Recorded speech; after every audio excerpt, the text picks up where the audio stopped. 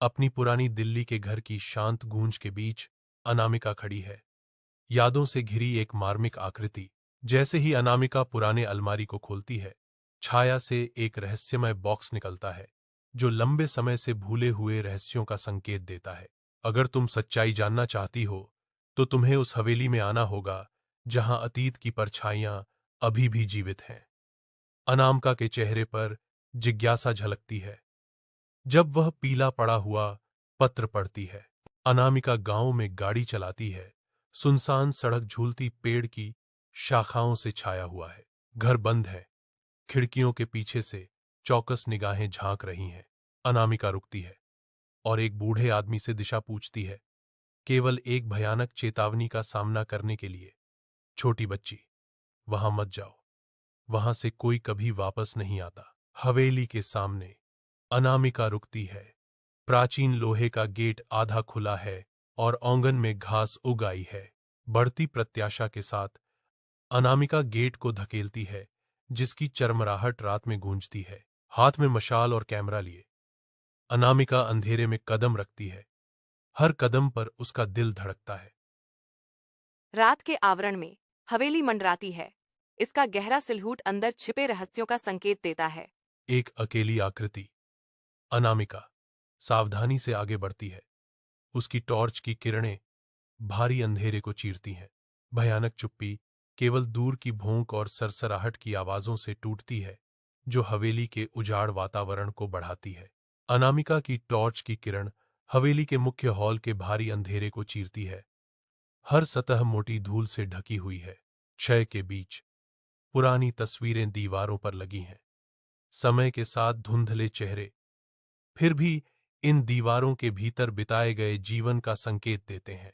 अनामिका अपनी रोशनी एक सफेद साड़ी में लिपटती महिला पर केंद्रित करती है।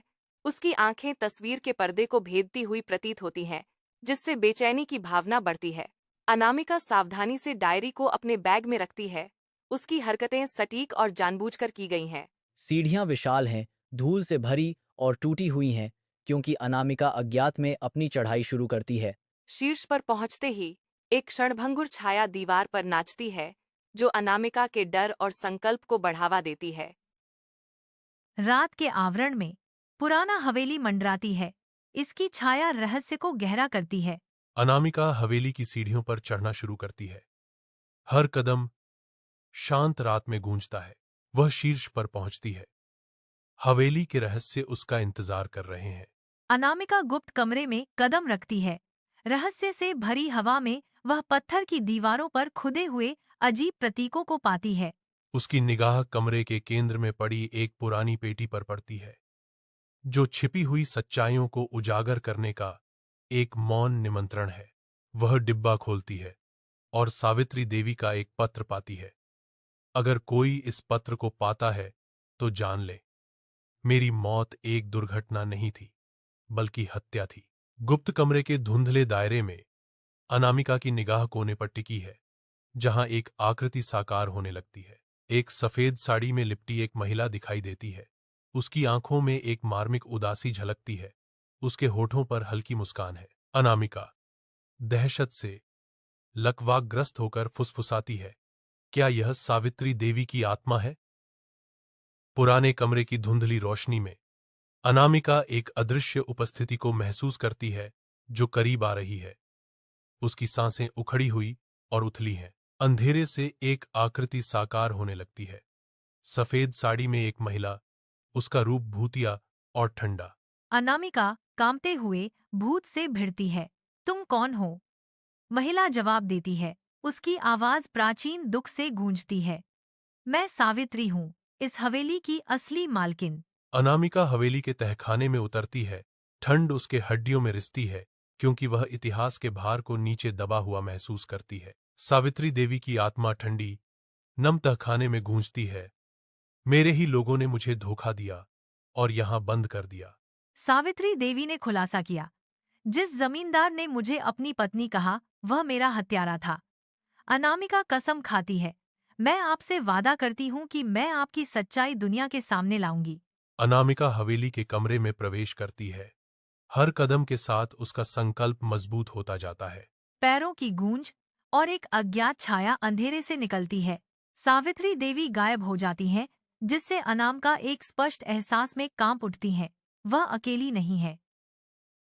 आधी रात में अनामिका हवेली के सामने अकेली खड़ी है। इसकी भारी सिलहूट एक अशुभ छाया डालती है।